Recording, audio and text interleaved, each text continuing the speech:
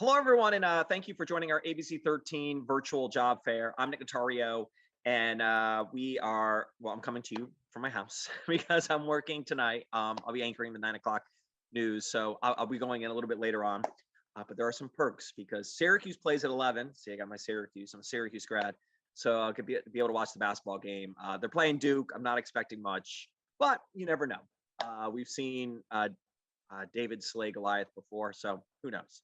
So we are here and we are talking about jobs. And if you are here to get a job, also want to talk to Michelle about, and I didn't talk to her about this, but I know she'll be able to deliver about some childcare because the hospitality scholarship deadline is quickly approaching. So we want to help you sign up for that scholarship. So that way you can get childcare covered for a year. So the deadline is quickly approaching. So we want to get that information out to people as well. All right, let's bring her in. Michelle, how are you doing today?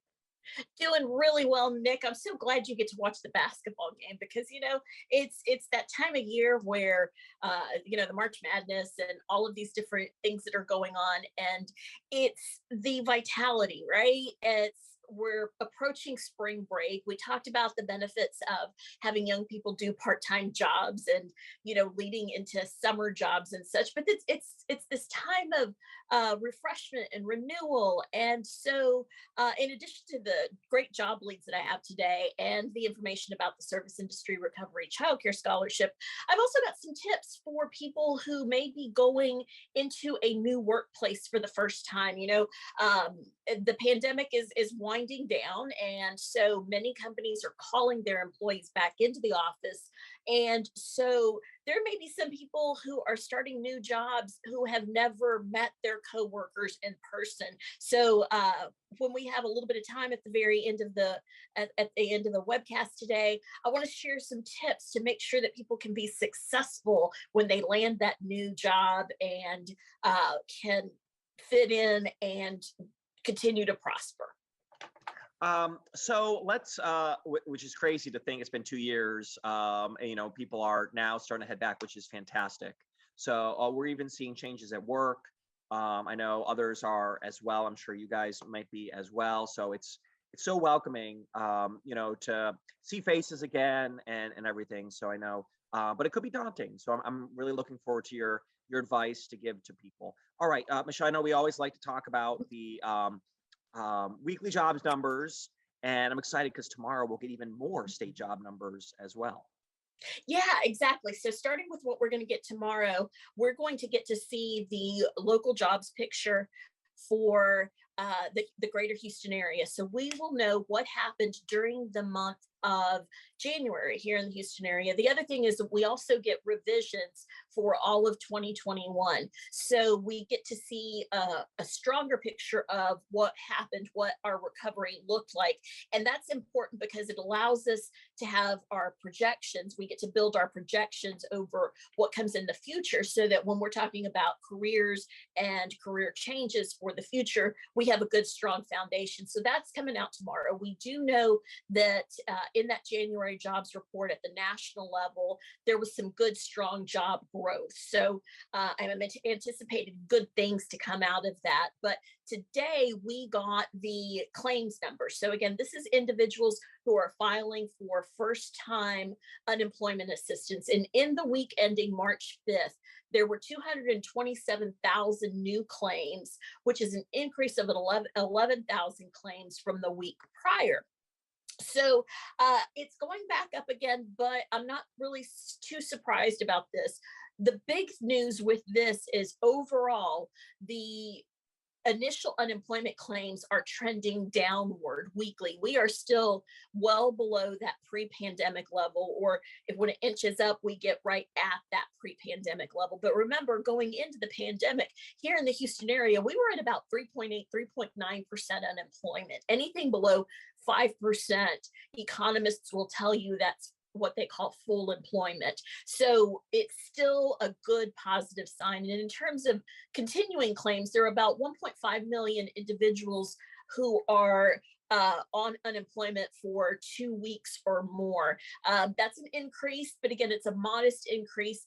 And overall, this is a low level approaching what we haven't seen since the 1970s. In Mm. fact, I think it was like March of 1970. So, so these are good. These are good signs here in Texas. New claims were 760 individuals in 1 week. That's incredibly low, like just remarkably low. And continuing claims 4,500. So again, really low levels of new claims, meaning that there are jobs available, but there's always going to be that transition of businesses opening and closing. And so these low numbers are not necessarily a bad thing. It's just the natural evolution of the way business works. All right, let's talk about the employers because I know that we have some subjects that we're talking about, but we also have a number of employers that are looking to hire quickly. So let's go ahead and Mhm. talk about those. Yeah, absolutely. So, if you to check these out, we have a number of employers that are with us this week. We have 4 new employers with 10 job openings and 60 postings. You can follow along with us at wrksolutions.com/jobs now or facebook.com/advance my career. Just click on the jobs tab. Heading over to whichever of those that you prefer. The first one that we have up is continuing to let people know about the Baytech training. So that's the first one. The next one is Exalta Coding Systems. This is a pretty good job opening. It's over in the Baytown area. And so with this, we want to, oh, there you go. There's the Facebook job postings. And then also wrksolutions.com/jobs now. So the first one up again is the Baytech flyer. So if you are interested in training, again, this is a great opportunity because these are good jobs. The training itself, you don't get paid during the training. There's no stipend for that. But if you complete this training, it's you can definitely be assured that you can land a really good job. So we're excited to be able to continue to share that opportunity. The next job is a bonder with Exalta Coding Systems. This pays between $15 and $18 an hour. They are in the east end of Houston. They have 5 job openings available. So it is a labor position. What we need here is people who know how to show up for work on time. They ask that you have a GED and maybe 9 months of experience. So they're looking for, they're willing to train. They are looking for people with modest experience. More than anything, that you do have to be able to manage the physical demands. The other thing is that this is a shop environment. So it is an industrial environment. It's not an office job. And you do shift work. The good thing about this is with those different shifts, it gives you some flexibility. So if you have family obligations, or maybe you're trying to go to school and do train for a better job, this might be something for you to consider. And they do offer paid overtime. So again, that is the bonder position with Exalta Coding Systems. Next up, we have Blackman. They are looking for a social media specialist. This is another good modest position for a full or part-time position.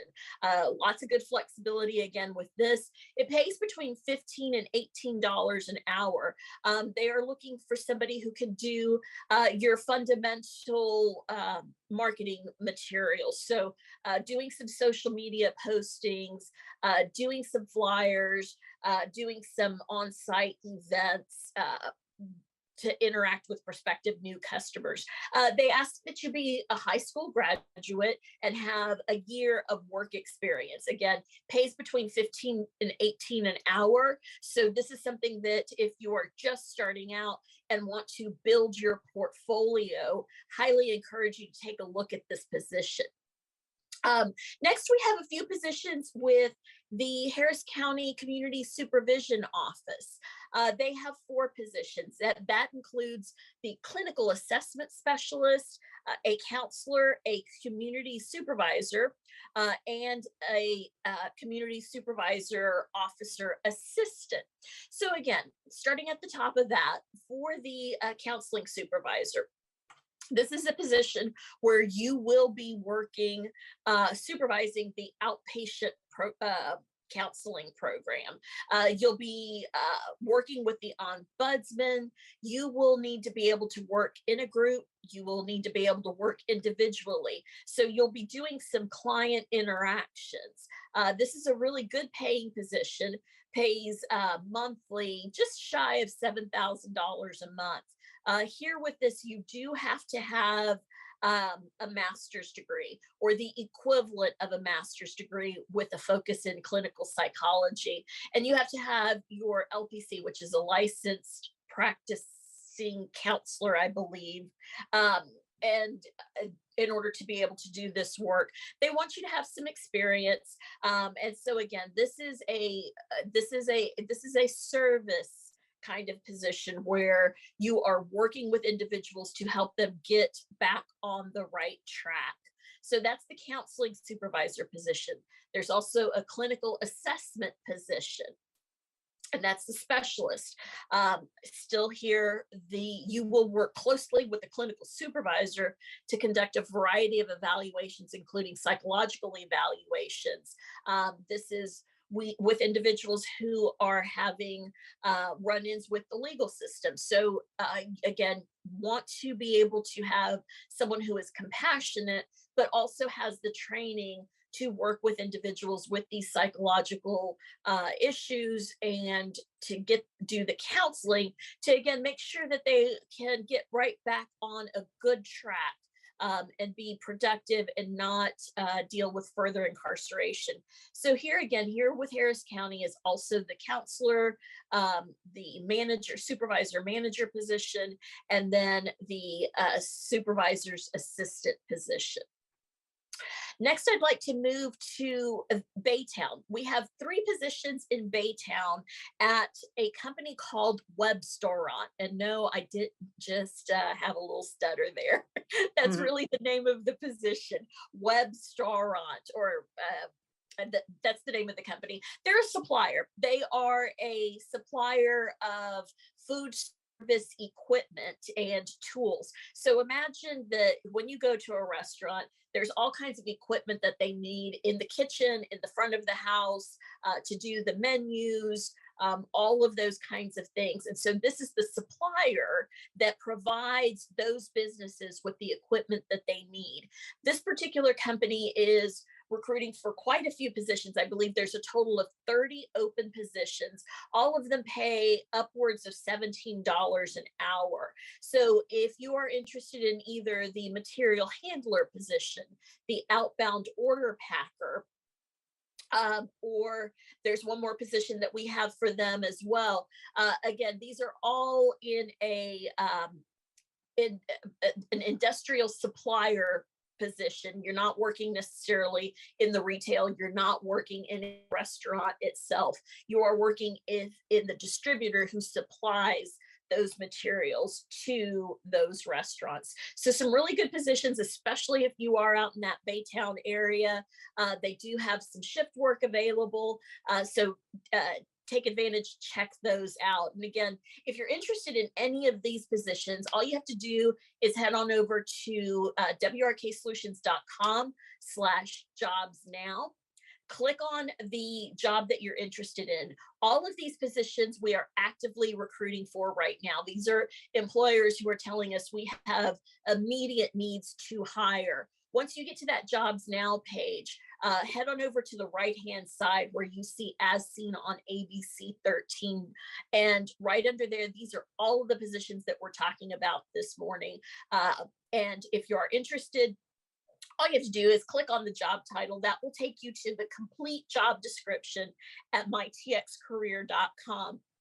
You can apply directly from there, or you can give us a call at our ABC13 hotline number, 713-243-6663. And again, if you prefer to be on social media, head on over to our Facebook page. It's facebook.com/advance my career. That will get to you to the Workforce Solutions Facebook page. Once you do that, click on the Jobs tab.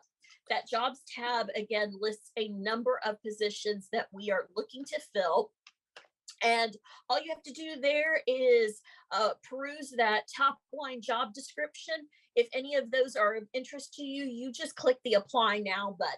Once you do that, that starts a conversation with Nick's buddy, Terry. Hey, Terry. And she says hi. She had to go get another cup of coffee, though. I know. I need another one, too, after this. And so click on the Apply Now button. It starts a conversation with Terry so that she can get all of your contact information, because we are going to have a Workforce Solutions recruiter reach out to you, hopefully today, so that they can talk to you, make sure that you are qualified for this position. If you meet the minimum qualifications for that position, they will get you set up with an interview that can happen later this week, early next week, so that you can get started on that new career. But if for any reason you are not interested in these specific positions, or you have questions about the position, don't hesitate to call us at the ABC13 hotlines. Again, 713-243-6663.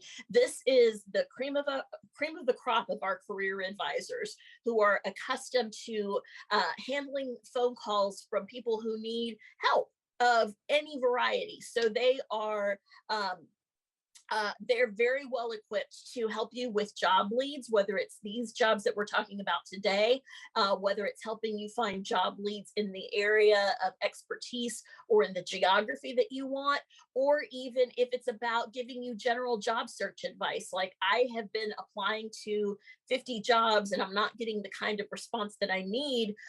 What do you suggest? They can help you out with that. Or even one of my favorite things that we do is, once you get that job interview, give us a call. Let us be your coach. We have some great stories about people who have been really nervous, and because of this, the team that we have set up with this ABC13 hotline, they are able to coach you, to help you practice, to make sure that you walk into that interview confident and are able to articulate your skills in such a way that that employer really has a hard time saying no, because you're going to present yourself as the very best candidate. So take advantage of all of this, because again, we're funded by the U.S. Department of Labor. So all of our services are free. Our job is to help you land a new or better job, and we really do take that seriously.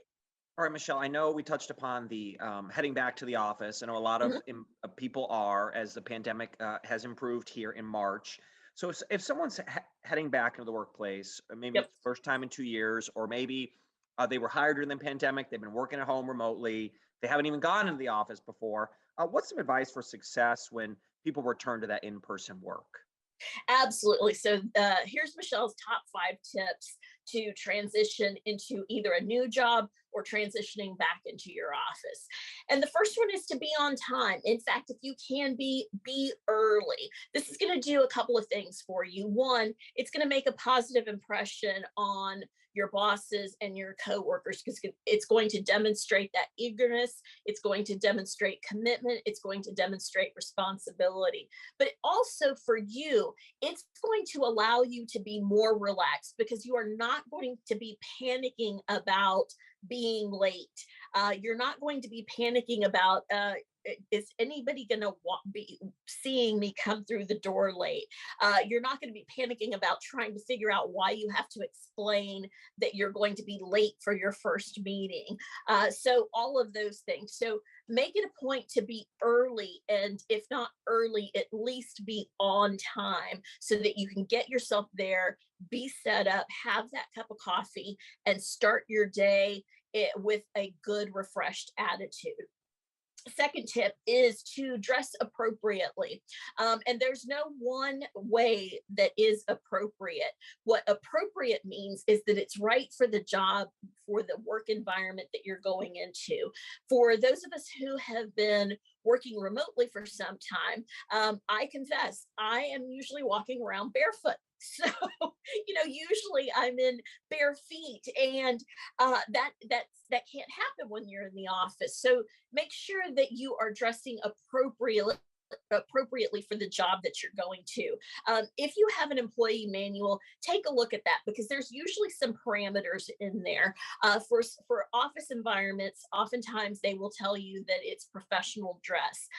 Clarify with your HR rep if you're going in for the first time. Does professional really mean coat and tie? Or can it be a little bit more casual? Can I just do a shirt, for example, and not necessarily the tie? And for women, again, you want to dress appropriately for the work that you're doing. So if you're going into an office job, you would dress one way. If you're going into a job that is attached to a machine shop, for example, appropriate is going to have a different view, that you might even need to wear safety shoes. So again, dressing appropriately isn't about necessarily always dressing to your absolute best. It's about dressing for that work environment. So be mindful of what that environment is, the kind of work that you'll be doing. And if you have any questions at all, do not hesitate to reach out to the HR reps or to your boss. Tip number 3 is networking with your colleagues. This is the biggest thing that people have missed during the pandemic, of not having that face-to-face conversation, because we have those little sidebar chats. We have those coffee bar interactions, the lunchtime break room conversations. And so you're missing out on some of the non-verbals and the non-formals. I was reading an article from a gentleman in Boston who is with a big company, and one of the things that he says is that the younger people aren't able to understand the culture, the how we operate, how we treat clients, because these are things that you can't necessarily prescribe in a manual. You really have to learn by example. So take advantage of networking with your colleagues to understand what is going on in that culture, understand those things that are not written, but those values and interactions that will help you excel in that environment. And again, it's networking. You want to get to know more about the company, more about the people and the kinds of jobs that they do, so that you can really understand, how does your work fit into what this business does as a whole, and who are the other people that play a part in this work, so that if I ever need anything, if I have a question, if I have an idea, who are the people that I can go talk to? So that's number 3. Go into number 4, control your volume.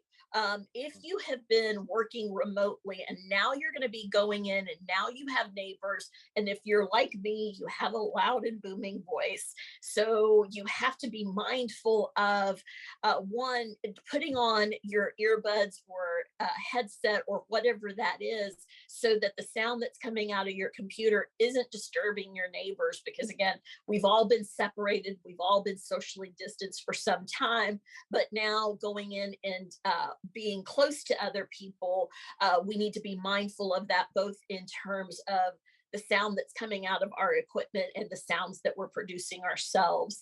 And then finally, be observant and adjust. This is going to be a transition time for everybody. Again, whether that means that you are going into your workplace for the first time, or if you're going back to your workplace for the first time in a very long time. So be observant, see what your coworkers are doing, see what their comfort level is, and then adjust accordingly. There is no one right way to do this, but again, we are working in a in a new time. So it's going to be very important that we watch for the nonverbal cues from our coworkers, from our supervisors, and then be able to adjust accordingly. Because again, you want to keep this job. You've worked really hard to land this new job. So be mindful of all these kind of nonverbal cues to help you keep that job and grow in that job. Okay, so I know we have 5 minutes. There's two things I want to touch Yep. upon. Yep. One is I know last week I had that great story that I loved of showing all the women in pink, Yep. the high schoolers, middle schoolers, learning about careers that are dominated by men. And it was so wonderful to see them get excited about working in construction and building concrete and, you know, uh, pulling fire extinguishers. And quickly go ahead and talk about, it's not just for middle school and high schoolers that can tap into this. If you're a woman looking to break into these industries and make some really good money, there's something coming up in a couple of weeks that can help you out with that, right? Exactly. So 2 weeks from today is the Power Women in Industry Conference. And this is hosted by our local community colleges. It's happening March 24th in Galveston at the Moody Gardens from 8 a.m. until 3 p.m. This is an opportunity for you to learn all about these careers. Yes, they are traditionally male dominated careers, but there will be women who have built successful careers and want to share the wealth. They want to help other women rise up to take advantage of these opportunities because these are all big companies. These are the Exxon Mobils, the BASF, the Dow Chemicals of the world. They have good paying jobs. Not only do the jobs pay well, but they have incredible benefits. So these are really good long-term career opportunities that pay well.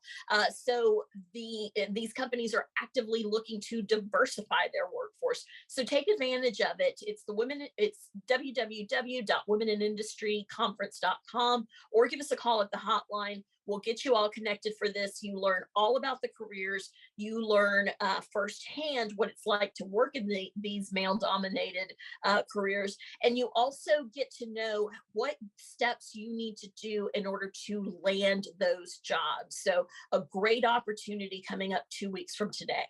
And the last topic I want to talk about, because it's very timely as Mhm. well, is the childcare scholarship if you work in the hospitality industry, because the deadline is only a few days away. Quickly, Michelle, go ahead and tell us about that. Yeah, so it's the Child Care Scholarship, the Service Industry Recovery Child Care Scholarship. So for 1 full year, if you work in the service industry, we can pay your child care costs for a full year. So that's children who are birth all the way up to 12 years old, 18 if that child has a disability. It's really simple to qualify. You have to work in the hospitality industry. So hotels, restaurants, entertainment, the theaters, all of those, or in any retail industry. You have to work, you have to live in the greater Houston area, and then you have to meet the eligibility guidelines, which are pretty generous. If you have any questions about this, either check out wrksolutions.com/SIR or give us a call at the ABC13 hotline. The deadline to apply is March 15th. Again, deadline to apply is March 15th. It's an incredible value because, again, you get 100% of your child care paid for 1 full year. And again, this can be full-time care for your preschool age kids. It can be after-school care for your older kids up to age 12. Summer's coming up. You've got to do something with the kids to make sure that they are in good quality care. So take advantage of this because the deadline is quickly approaching. It is March the 15th. You must apply no later than that. Documentation is super simple. We need birth certificates for the ages of the kids, and then we need your application. And we can walk you through all of this if you have any questions. 713-243-6663. And I always love to stress too, this doesn't happen very often, right? A full scholarship, childcare for a year. Absolutely. This is probably a once in a generation. This is money that came from the ARPA relief money. And so in the state of Texas, the service sector was so hard hit at the beginning of the pandemic that we want to make sure that they rebound because they have so many jobs. And so we want to help them recover by making sure that the individuals who go to work as employees in these service sector jobs can keep as much of their hard-earned cash. And again, put that back into the economy because we all depend on each other. Our buying power, earning and our buying power supports all of our neighbors and all of the amenities all across the city. So very important to help our neighbors out. It's probably not going to happen again that you get 100% paid. Usually we have what we call a parent share of cost. Some people call it a copay, even with our other scholarships. So this is very rare that we get to pay 100% of your childcare costs. All right, Michelle, thank you very much. And I've got to go because the Syracuse game is on pretty soon. So, so I've got to get over there, watch that. And then I'll be anchoring Eyewitness News tonight at 9. So have a very great weekend. We will chat again next week, and we'll have even more jobs as well. You have a great weekend, Michelle. Take it easy, Nick. Okay, enjoy that rodeo. I see your boots.